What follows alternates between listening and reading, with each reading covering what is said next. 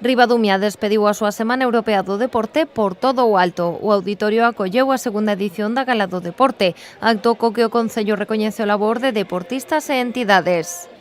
Dende o Concello, por suposto, somos conscientes da importancia do deporte e somos conscientes do traballo que se fai dende estas entidades deportivas.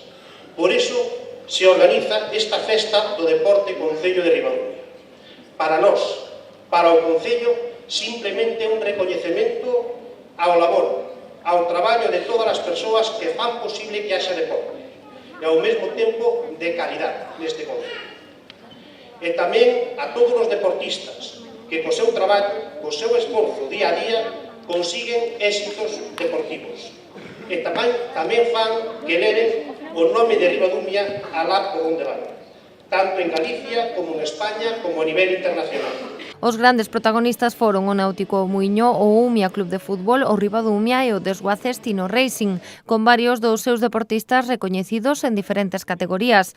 O Desguaces Tino, ademais, foi recoñecido como o mellor equipo, mentres que o Ribadumia escolleuse como o mellor club. É estupendo que os deportistas nosos estén en esta festa, os deportistas de Ribadumia, porque é unha forma de recoñecerlle o seu traballo, o seu esforzo, o seu sacrificio e de animalos a que sigan practicando deporte.